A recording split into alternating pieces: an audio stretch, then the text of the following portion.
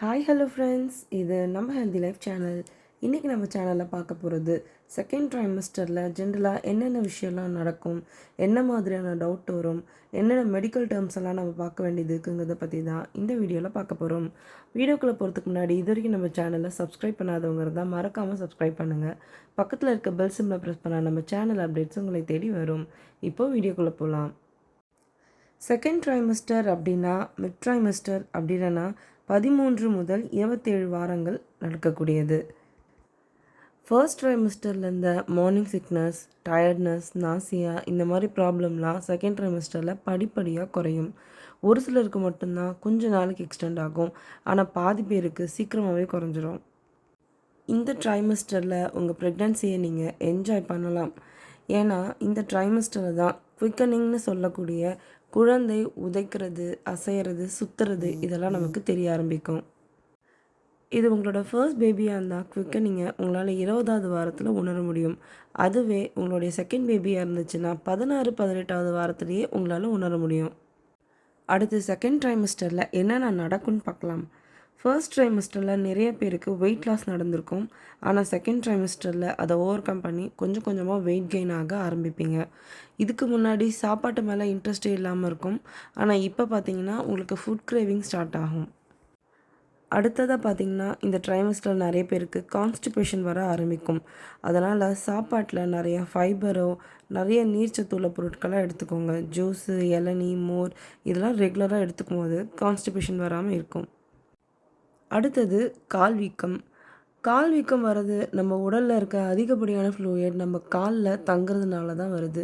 அதுக்கு நம்ம காலை மடக்கி போட்டோ இல்லை தொங்க விட்டோ உட்காராமல் சமமான இடத்துல கால் நீட்டி போட்டு 2 தலகாணியை வச்சு அதுக்கு மேலே உங்கள் காலை வைக்கும்போது உங்கள் கால் வீக்கம் தன்னால் குறைஞ்சிரும். அதோட இந்த டைமில் பிபி வரத்துக்கு வாய்ப்பு இருக்குது. ஸோ அடிக்கடி கால் வீங்குதுன்னா உங்கள் பிபியை செக் பண்ணுங்கள். உங்கள் ஃபுட்டில் சால்ட்டை அதிகமாக சேர்க்காமல் பார்த்துக்கோங்க. அடுத்ததாக பார்க்க போகிறது ஸ்ட்ரெச் மார்க். செகண்ட் ட்ரைமஸ்டரில் இயல்பை விட உங்கள் வயிறு அதிகமாக வளர ஆரம்பிக்கும். அப்போது கண்டிப்பாக ஸ்ட்ரெச் மார்க் வரும். ஸ்ட்ரெச் மார்க் வெளியே தெரியாமல் இருக்க உங்கள் ஸ்ட்ரெச் மார்க் வர இடத்துலலாம் ஒரு மாய்ஸ்சரைசரோ இல்லை ஸ்ட்ரெச் மார்க் க்ரீம்லாம் கிடைக்கும். அப்படி இல்லைன்னா ஏதாவது ஒரு ஆயிலையாவது வச்சு அப்ளை பண்ணி மசாஜ் பண்ணிங்கன்னா கொஞ்சம் பெட்டராக இருக்கும். ஒரு 40% கம்மி பண்ணலாம். கண்டிப்பாக அந்த இடத்துல இச்சிங் வரும். உங்கள் நகத்தை போட்டு அதை காயப்படுத்திடாமல் அதுக்கு பதிலாக நீங்கள் மசாஜ் பண்ணால் கொஞ்சம் பெட்டராக இருக்கும். அடுத்தது பேக் ஏக், முதுகு வலி. உங்கள் வயிறு வளர வளர ஆட்டோமேட்டிக்காக முதுகு வளைய ஆரம்பிக்கும். ஸோ உங்களுக்கு முதுகு வலி வரும்.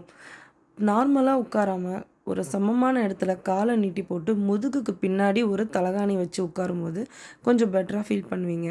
அடுத்தது நீங்கள் ஒரு சாச்சே படுத்துட்ருக்கறனால கொஞ்சம் உங்களுக்கு டிஸ்கம்ஃபர்ட் இருக்கும். உங்களுக்கு தேவைப்படும் போது ஒரு 10 கவுண்ட் வச்சு ஒரு மல்லாக்க படுத்து 10 செகண்ட்ஸ் கழித்து திரும்ப நீங்கள் ஒரு சாட்சி படுத்துக்கலாம். அப்படி மல்லாக்க படுக்கும்போது உங்கள் முதுகு கொஞ்சம் வலி கொஞ்சம் குறையிற மாதிரி இருக்கும். அடுத்தது பேக் ஏக்கை கண்ட்ரோல் பண்ணுறதுக்கு எக்ஸசைசஸ்லாம் இருக்குது. ஸோ அதையும் நீங்கள் ஃபாலோ பண்ணலாம். முதுகு வலி வர நேரத்தில் நீங்கள் கொஞ்சம் சுடுதண்ணி ஊற்றி கொஞ்சம் அந்த இடத்த வார்மாக வச்சுக்கும் போது கொஞ்சம் முதுகு வலி குறையும். அடுத்தது சத்தான ஆகாரங்கள் எடுத்துக்கோங்க. உங்கள் டாக்டர் உங்களுக்கு ப்ரிஸ்கிரைப் பண்ணியிருக்க கால்சியம் அண்ட் அயன் டேப்லெட்டை கண்டிப்பாக எடுத்துக்கோங்க. இதெல்லாம் பண்ணும்போது உங்கள் பேக் ஏக் கொஞ்சம் கண்ட்ரோல் ஆகும்.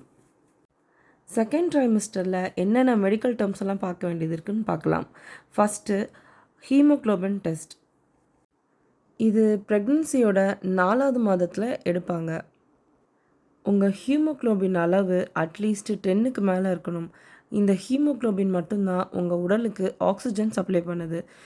ஆக்சிஜன் சப்ளை பண்ணுறதுல ஏதாவது ப்ராப்ளம் வந்துச்சுன்னா அது குழந்தையும் சேர்த்து பாதிக்கும். ஸோ உங்களுடைய ஹெச்பி அளவு அட்லீஸ்ட் 10 தாண்டி இருக்கணும். அடுத்தது ஸ்கேன். இதுக்கு பேர் டார்கெட்டட் சோனோகிராஃபி அப்படி இல்லைன்னா அனாமலி ஸ்கேன் அப்படின்னு சொல்லுவாங்க.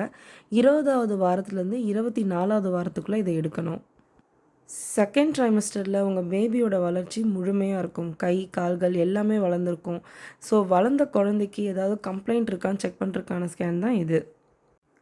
அடுத்தது 4th and 5th மந்தில் எடுக்க போகிற இன்ஜெக்ஷன்ஸ், அதை டிடிஏன்னு சொல்லுவோம். இந்த இன்ஜெக்ஷனை 4வது மாதத்தில் ஒன்றும் 5வது மாதத்தில் ஒன்றுமா எடுத்துக்கணும். அடுத்தது டேப்லெட்ஸ். இது வழக்கம் போல் அயர்ன் அண்ட் கால்சியம் டேப்லெட்ஸு ரெகுலராக எடுத்துக்கணும்.